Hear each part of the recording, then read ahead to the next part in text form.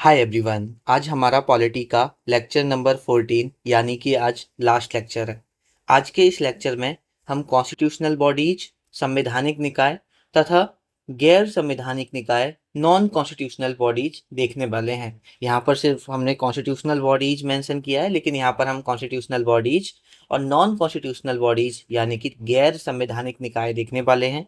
और आज हम इस पॉलिटी को जो हम अपने एग्जाम के लिए पढ़ रहे हैं कवर कर लेंगे। आज हमारी पॉलिटी कवर हो जाएगी और बहुत जल्दी हम यहाँ पर ज्योग्राफी स्टार्ट करेंगे।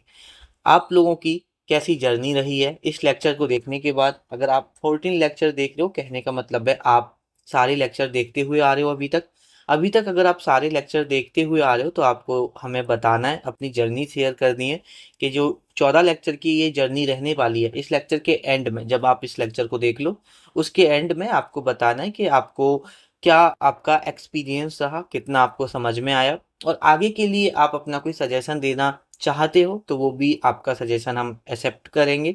उस चीज़ पर भी हम यहाँ पर काम करेंगे। तो चलिए विदाउट देरी किए, छोटा सा लेक्चर रहेगा आज का हमारा, इसको हम यहाँ पर डिस्कस कर लेते हैं। तो सबसे पहले अगर हम बॉडी की बात करें, बॉडीज की बात करें, कॉन्स्टिट्यूशन में बात कर रहे हैं। देखो, सब चीज़ में कॉन्स्टिट्यूशन में जब हम पॉलिटी पढ़ रहे होते हैं तो वहाँ पर शब्दों का, जैसे स्टेट का मतलब राज्य नहीं होता, स्टेट में सब आ जाता है, वैसे ही बॉडीज का मतलब वो बॉडी में समझना जो तुम समझ रहे हो। बॉडीज का मतलब होता है यहाँ पे निकाय। यहाँ पर तीन तरह की बॉडीज होती हैं। एक होती है हमारी कॉन्स्टिट्यूशनल बॉडीज, जो कि हमारी मेंशन्ड होती है कॉन्स्टिट्यूशन में। देखो, कोई आपसे पूछे कि भाई ये बताओ कॉन्स्टिट्यूशनल बॉडी क्या है, संवैधानिक निकाय क्या है, तो आप बोलो कि जिस भी चीज का जिक्र हमारे संविधान में किया गया है, जिस भी चीज का हमारे संविधान में आर्टिकल अनुच्छेद मेंशन्ड है, भैया मैं उसको कॉन्स्टिट्यूशनल बॉडी कहूंगा, वो हमारी संवैधानिक निकाय होगा। वहीं पर हमारी अगर बात करते हैं गैर संवैधानिक निकाय के बारे में तो दो हैं। एक तो है हमारी स्टैट्यूटरी बॉडी।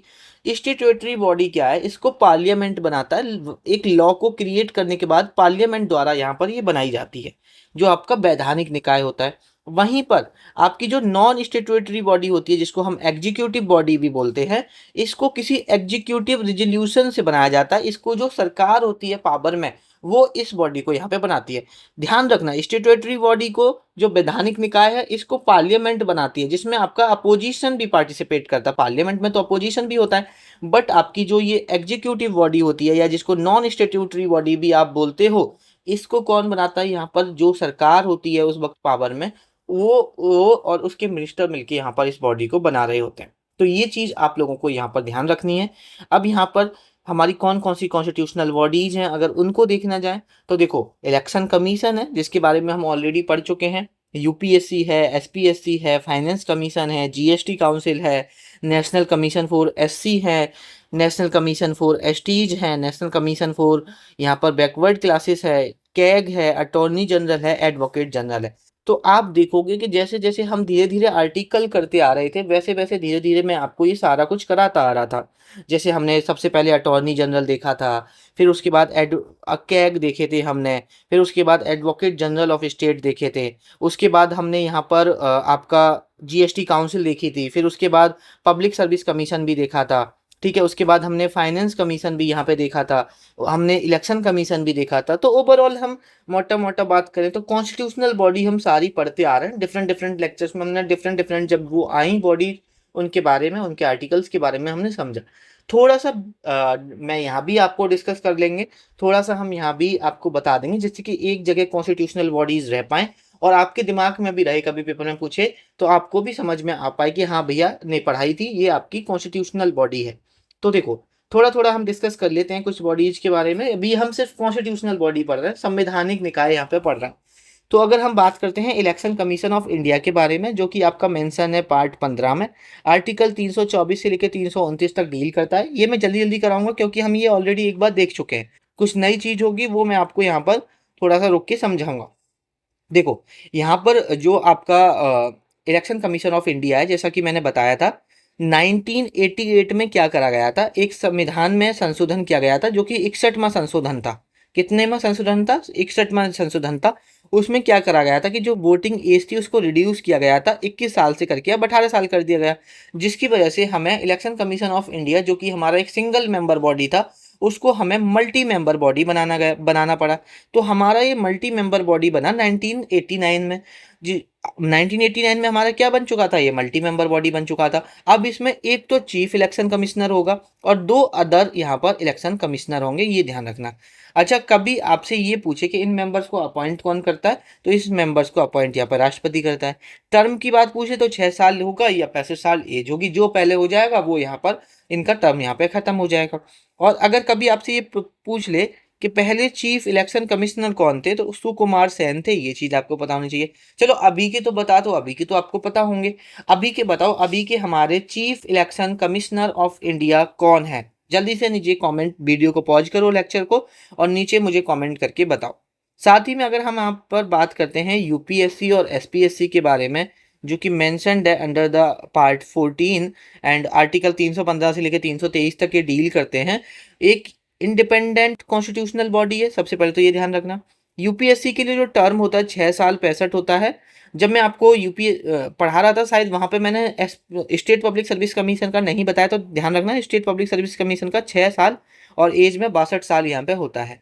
और यहाँ पर मैं आर्टिकल 315 भी आपको बता चुका था। आर्टिकल 315 क्या कहता है कि एक पब्लिक सर्विस कमीशन होगा, किसके लिए? जस्ट देख लेते हैं, हमने आगे मेंशन तो नहीं किया, ओके नहीं है। तो देखो हमारा आर्टिकल 315 भी मैंने आपको कराया था, जिसमें मैंने बोला था एक पब्लिक सर्विस कमीशन होगा, किसके लिए? यूनियन के लिए और यहाँ पर स्टेट के लिए। 316 भी कराया था कि इनका अपॉइंटमेंट और टर्म के बारे में दे रखा है। तो अपॉइंटमेंट कौन करेगा यहाँ पर? यूनियन के केस में, यूपीएससी के केस में यहाँ पे कौन करता है? प्रेसिडेंट करता है। एसपीएससी के केस में यहाँ पे कौन करता है? तो यहाँ पर गवर्नर करता है। ठीक है, ये चीज़ ध्यान होनी चाहिए। टर्म मैंने यहाँ पे आपको बता ही दिया। 317 में इनके मेंबर्स के खिलाफ रिमूवल प्रोसेस स्टार्ट हो सकता है। ये सारी चीज़ें हमने यहाँ पर आपको बताई थी। साथ में मैंने ये भी बताया था कि अगर ये रिजाइन देना चाहते हैं तो किसको देंगे अपना रिजिग्नेशन लेटर? जो यूपीएससी के मेंबर्स हैं, तो ये यहाँ पर रिजिग्नेशन देते हैं राष्ट्रपति को। ये हम ऑलरेडी यहाँ पे कवर कर चुके हैं। उसके बाद अगर हम बात करते हैं फाइनेंस कमीशन के बारे में, तो आपका जो फाइनेंस कमीशन है, वित्त आयोग है, आर्टिकल 280 में यहाँ पर मेंशन्ड है। और यहाँ पर आपका एक चेयरमैन होता है, 4 अदर मेंबर होते हैं। पहला फाइनेंस कमीशन पूछ ले कि कब बना था, तो 1951 में यहाँ पर बना था। और इसके चेयरमैन कौन कौन है? केसी नियोगी इसके यहाँ पर चेयरमैन है। उसके बाद अगर हम बात करते हैं कैग के बारे में, controller and auditor general of India के बारे में, तो देखो हमारा जो कैग है वो आर्टिकल 148 में दिया गया है। ठीक है, आर्टिकल 148 में यहाँ पर कैग के बारे में यहाँ पे बात की गई है। अब यहाँ पर चलो मुझे आप एक चीज़ बताओ, कैग कौन होता है? तो कैग मैंने आपको बताया था कि जो सरकार कहाँ से कितना पैसा आ रहा है, कहाँ कितना पैसा खर्च कर रही है, उस चीज़ की जो सारी हिसाब किताब रखता है वो कौन रखता है? यहाँ पर कैग रखता है। ठीक है, तो यहाँ पर आर्टिकल 149 आपका duties and powers of CAG दे रखी हैं। आर्टिकल 150 में forms of account of union and state दे रखे हैं। ये सारी चीज़ें हम जल्दी जल्दी पढ़ के इसलिए पढ़ रहे हैं क्योंकि मैं अच्छे से आपको समझा के आ चुका हूँ। आर्टिकल 351 हमारा ऑडिट रिपोर्ट्स के बारे में यहाँ पे बात करता है, जो कि ये प्रेसिडेंट को सबमिट करता है। अगर हम पहले कैग की बात करें, ध्यान रखना ये नहीं पढ़ा था हमने, ये इंपॉर्टेंट चीज़ें हैं। हमारे पहले कैग की बात करें तो वी एन राव, मतलब बी नारा हरि राव लिख देना, मतलब ऑप्शन में मिलेगा, या बी एन राव भी मिल सकता है, तो ध्यान रखना। पहले कैग ये हमारी एक सिंगल मेंबर बॉडी है, कभी कभी पेपर में पूछ लेता है और हम मल्टी मेंबर बॉडी लगा के आ जाते हैं। कैग को जो अपॉइंट किया जाता है प्रेसिडेंट के द्वारा किया जाता है। इसका टर्म 6 साल या 65 वर्ष के लिए होता है। यहाँ पर इसको गार्जियन ऑफ पब्लिक पर्स, मतलब ये देखभाल करता है जो आप पब्लिक का टैक्स है जो आ रहा है उसका कहाँ कहाँ खर्च हो रहा है, उसकी देखभाल करता है, इसलिए हम इसे गार्जियन ऑफ पब्लिक पर्स भी बोला जाता है। ठीक है, ये चीज़ आपको यहाँ पर क्लियर होनी चाहिए। उसके बाद अटॉर्नी जनरल की बात करें तो अटॉर्नी जनरल आर्टिकल 76 में आता है। ये हाईएस्ट लॉ ऑफिसर होता है कंट्री का। ठीक है, इन सभी के आर्टिकल मेंशन है कॉन्स्टिट्यूशन में, इसलिए कौन सी बॉडी हो गई? ये कॉन्स्टिट्यूशनल बॉडी हो गई, संवैधानिक यहाँ पर निकाय हो गई। अटॉर्नी जनरल बेसिकली जो आपका अपॉइंट किया जाता है प्रेसिडेंट के द्वारा किया जाता है। टर्म इसका फिक्स नहीं होता, प्रेसिडेंट के ऊपर यहाँ पर डिपेंड करेगा। उसके बाद हम बात करते हैं यहाँ पर advocate general of the state के बारे में। तो जो आपका advocate general of the state है वो आर्टिकल 165 में यहाँ पर मेंशन है। अपॉइंट किया जाता है गवर्नर के द्वारा। टर्म यहाँ पर इसका फिक्स नहीं है। बस यहाँ पर देखो इतना ध्यान रखो, पढ़ा के आया हूँ, अटॉर्नी जनरल यूनियन के लिए होता है और एक हर स्टेट के लिए, जैसे अटॉर्नी जनरल होता है वैसे ही अटॉर्नी जनरल संघ के लिए होगा, यूनियन के लिए होगा, वैसे ही हर एक स्टेट के लिए यहाँ पर advocate general of the state होगा। ठीक है, उसके बाद ये हमने जो बॉडीज पढ़ी, ये कॉन्स्टिट्यूशनल बॉडीज पढ़ी, जो रह गई है नेशनल कमीशन वगैरह वो मैं ऑलरेडी करा चुका हूँ, तो इसलिए हम अब नहीं करते हैं आगे। अब जैसे यहाँ पर जस्ट मैं आपको दिखाता हूँ।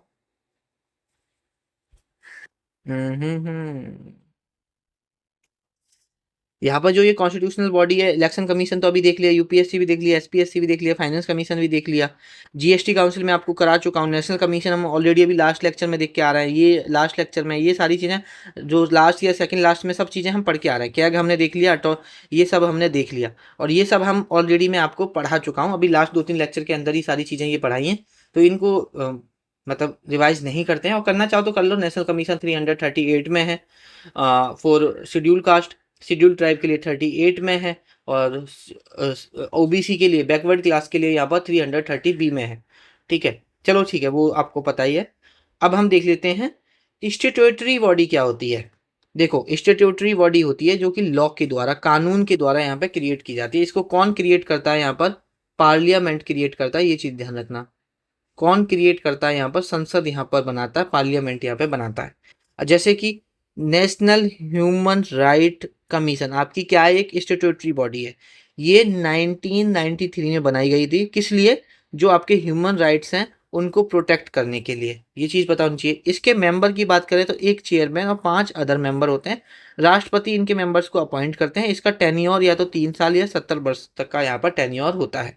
ठीक है, आगे अगर हम बात करते हैं स्टेट ह्यूमन राइट कमीशन के बारे में, तो ये भी एक स्टैट्यूटरी बॉडी है आपकी। इसको सेटअप किया गया था 1993 में, protection of human right act, जो सेम उसी एक्ट के थ्रू। यहाँ पर जो मेंबर है, चेयरमैन होते हैं और 5 अदर मेंबर होते हैं। इनको जो अपॉइंट किया जाता है राज्यपाल के द्वारा किया जाता है, क्योंकि वो यूनियन के लिए काम कर रही थी, ये यहाँ पर स्टेट के लिए काम करेगी। इसका जो रिमूवल होता है वो राष्ट्रपति के द्वारा होता है, ये चीज ध्यान रखना। और इसमें टेन्योर सेम रहता है, 370 का यहाँ पर टेन्योर रहता है। 370 का मतलब पता है ना आपको? या तो वो 3 साल हो जाए उनका, उस पर जो मेंबर्स हैं उनके 3 साल हो जाए, या 3 साल से पहले, सपोज वो 69 में बने थे तो 1 साल बाद ही रिटायर हो जाएंगे अगर उनकी एज 70 साल हो जाएगी यहाँ पे तो। उसके बाद चीफ इंफॉर्मेशन कमिश्नर, ये जो CIC है यहाँ पर, ये भी आपका एक स्टैट्यूटरी बॉडी है। 2005 में इसको सेटअप किया गया था। किस एक्ट के तहत? किसी ना किसी एक्ट के तहत यहाँ पे किया जाता है, ध्यान रखना। ठीक है, established under the Right to Information Act. ठीक है, इसका टेन्योर होता है 5 साल 65 वर्ष। ठीक है, उसके बाद अगर हम बात करते हैं यहाँ पर सेंट्रल विजिलेंस कमीशन के बारे में, तो ये भी एक आपकी स्टैट्यूटरी बॉडी है। 1964 में इसको यहाँ पर बनाया गया था। संत नाम कमेटी ने इसको यहाँ पर बेसिकली क्या करा था, रिकमेंड किया था। और इसका जो अपॉइंटमेंट है इसके मेंबर्स का और रिमूवल करने का जो प्रोसेस है वो कौन करते हैं? राष्ट्रपति करते हैं। उसके बाद अगर हम बात करते हैं CBI के बारे में, सेंट्रल ब्यूरो ऑफ इन्वेस्टिगेशन के बारे में, तो ये हमारी एक एग्जीक्यूटिव बॉडी है। ठीक है, एग्जीक्यूटिव बॉडी समझते हो ना? एग्जीक्यूटिव बॉडी वो जो यहाँ पर गवर्नमेंट के द्वारा बनाई जाती है। ठीक है, तो इसको सेटअप किया गया था 1963 में।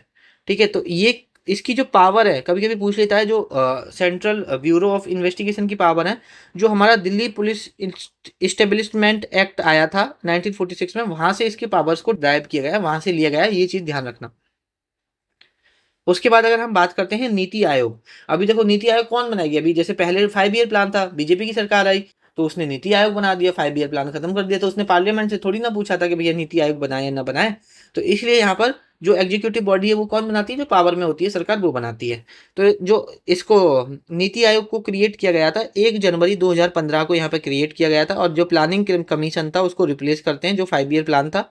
ठीक है, उसको रिजेक्ट मतलब उसको रिप्लेस करके यहाँ पर इसको बनाया गया था। इसके चेयरमैन बताओ, चेयरमैन कौन होते हैं? तो इसके चेयरमैन प्रधानमंत्री होते हैं, PM होते हैं यहाँ पर। ठीक है, उसके बाद अगर हम बात करते हैं लॉ कमीशन के बारे में, तो ये भी एक एग्जीक्यूटिव बॉडी है। इसको 1955 में बनाया गया था। और यहाँ पर अभी अगर हमारा फर्स्ट लॉ कमिश्नर के बारे में बात कर लें, पोस्ट इंडिपेंडेंस की बात कर रहा हूँ, तो वो कौन है? MC सेतलवाद यहाँ पर इसके फर्स्ट लॉ कमिश्नर है। ठीक है, यहाँ पर इसी के साथ हमारा आज का जो ये बेसिकली आज के लेक्चर का पर्पज था कि आपको समझ में आए कि कॉन्स्टिट्यूशनल बॉडीज क्या होती है, एग्जीक्यूटिव बॉडीज क्या होती हैं, और स्टैट्यूटरी बॉडी क्या होती हैं यहाँ पर। ठीक है, कॉन्स्टिट्यूशनल बॉडी जो संविधान में मेंशन है, स्टैट्यूटरी बॉडी जो पार्लियामेंट में बनाई जाती हैं, ठीक है, जो किसी कानून लॉ के द्वारा बनाई जाती हैं यहाँ पर, और आपका जो एग्जीक्यूटिव बॉडी है जो पावर में होती है सरकार, उसके द्वारा यहाँ पे बनाई जाती है।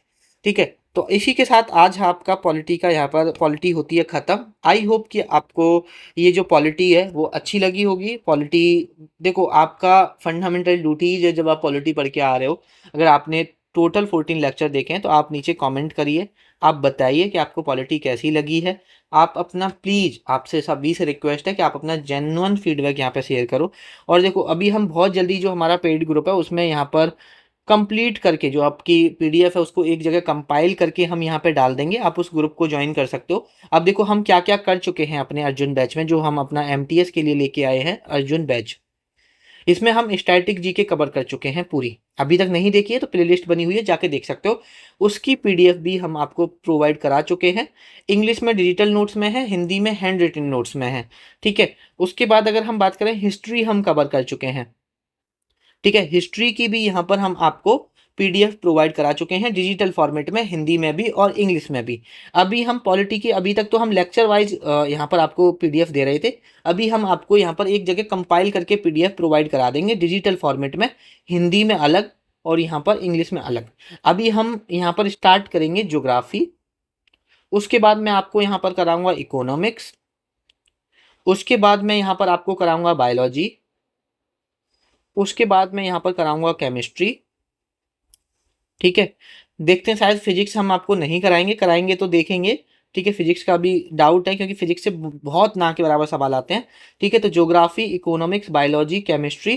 ठीक है, अभी साथ ही में मैं आपको इंग्लिश के ग्रामर रूल भी कराने वाला हूँ, तो इन सब की भी पीडीएफ आपको इसी ग्रुप में मिल जाएगी, जिसका सिर्फ आपको एक बार पे करना है 299 यहाँ पर। और अगर आपको इस ग्रुप में ज्वाइन होना है तो आप इस नंबर पर मैसेज करिए कि मुझे पीडीएफ पेड ग्रुप में ज्वाइन होना है। आपको एक क्यूआर सेंड किया जाएगा, उस क्यूआर कोड पर आप अपना ट्रांजैक्शन करने के बाद स्क्रीनशॉट भेज देना। 299 का स्क्रीनशॉट जब भेज दोगे 24 घंटे का एटलीस्ट आपको वेट करना पड़ेगा, 24 घंटे में आपको ग्रुप में ऐड कर दिया जाएगा, एक लिंक भेजी जाएगी, उसके थ्रू आप बेसिकली ज्वाइन कर सकते हो ग्रुप को। तो ठीक है, अब इस लेक्चर को बड़ा नहीं करते, हमारा लास्ट लेक्चर है आज का। आगे अब हम यहाँ पर बहुत जल्दी अनाउंस कर देंगे कि ज्योग्राफी कब से शुरू करेंगे।